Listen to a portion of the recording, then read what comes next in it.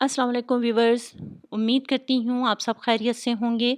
आज की मेरी वीडियो मैक्सिकन पेटूनिया के बारे में है और मैं आपसे शेयर करूँगी कि इसके सीड किस तरह कलेक्ट किए जाएँ।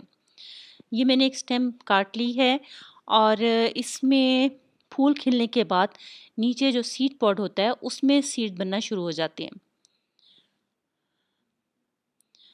जो ग्रीन सीड पॉड है उसमें अभी सीड्स तैयार नहीं हुए और जो ये डार्क ब्राउन कलर का है उसमें सीड जो हैं पककर तैयार हैं, उनको ग्रो किया जा सकता है जब उसका मौसम हो। इसको हल्का सा हाथ से दबाएंगे तो ये सीड्स जो हैं इससे निकल जाएंगे। अगर मैंने ये कटिंग कर ली है और मैं इस तरह आपको सीड दिखा रही हूँ निकाल के। अगर आप चाहते हैं कि आपके सीड्स ज़ाया ना हो और आपको प्लांट की कटिंग भी ना करनी पड़े, तो आप ये करें कि प्लांट के नीचे अगर फर्श पे है प्लांट पड़ा हुआ, आपका गमला पड़ा हुआ, तो उसके नीचे कोई न्यूज़पेपर बिछा लें ताकि जब इसके सीड पॉट खुलें तो जो सीड्स हैं वो नीचे गिर जाएँ। और अगर ये प्लांट क्यारी में लगा हुआ है तो वहाँ नीचे आप कोई प्लास्टिक शीट बिछा दें ताकि आप उसके ऊपर से सीड्स कलेक्ट कर सकें।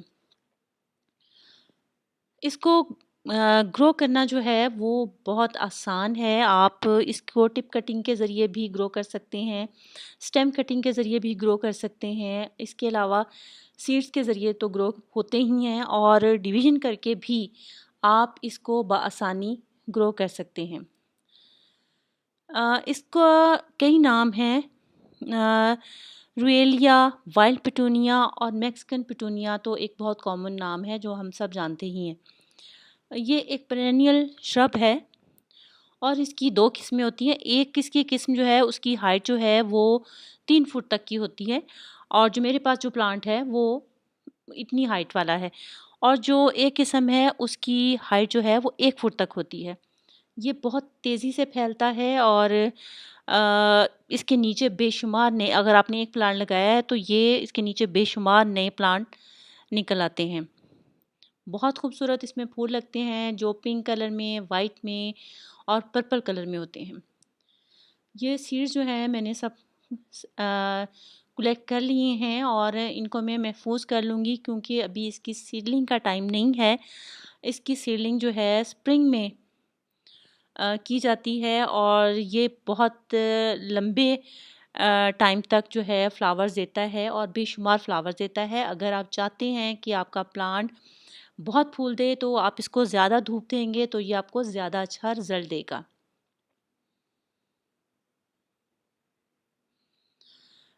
इसको किसी भी तरह की सॉइल में ग्रो किया जा सकता है, बस वो आप उसके लिए मैंने इसमें कोकोपीट डाली है और उसमें मैंने गीला कर लिया है और उस पे मैं सीड्स स्प्रिंकल करके उस पे एक लेयर और कोकोपीट की डाल दूँगी और उस पे पानी का स्प्रे कर दूँगी।